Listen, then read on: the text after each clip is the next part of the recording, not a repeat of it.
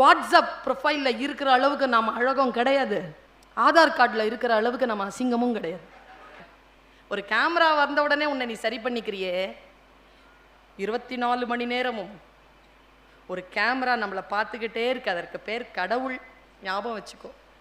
ஒன்று நம்மை பார்த்து கொண்டே இருக்கிறது. நம்ம எவ்வளோ ஒழுக்கமா இருக்கணும். அந்த கேமரா எப்பவுமே ஆன்ல இருக்கு. உள்ளம் பெரும் கோவிலுங்க இது. இதுல தீய எண்ணங்களை போட்டுக்கொள்வதற்கு நமக்கு தகுதி கிடையாது. உள்ளம் பெரும் கோவில், ஊன் உடம்பு ஆலயம். இது ஆலயமா இருந்தா இந்த உள்ளத்திலேயோ இந்த உடல்லையோ அழுக்கு சேர விடுவோமா? தூய்மையற்றதை செய்வோமா? தூய்மையற்றதை பேசுவோமா? உள்ளதான் போடுவோமா? வெளியில தான் சொல்லுவோமா? இது பாருங்க, இந்த வாயை மட்டும் சிறப்பா சொல்றாரு. வள்ளல் பிரானாருக்கு வாய் கோபுர வாசல். வாய் இருக்குல்ல, இதுதான் கோபுர வாசலாம். நல்லது தான் சாப்பிடணும், நல்லது தான் பேசணும். 2 விஷயம்.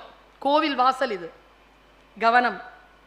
தெள்ள தெளிந்தார்க்கு சீவனே சிவலிங்கம். உன் ஜீவன் தான் சிவலிங்கம். சிவலிங்கம்க்கு பதிலா நீங்க எந்த கடவுள் பேரையும் போட்டுக்கொள்ளுங்கள்.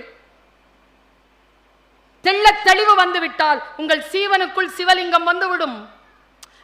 இந்த 3ம் நடந்து விட்டால் கள்ள புலன்கள் இருக்குல்ல, இந்த 5 புலன்களும் கள்ள புலன், 5ம் காடா மணி விளக்கு நாம் செய்யக்கூடிய அத்தனைக்கும் சாட்சியாக நிற்கும் என்று சொல்லுகிறான் திருமூலன்.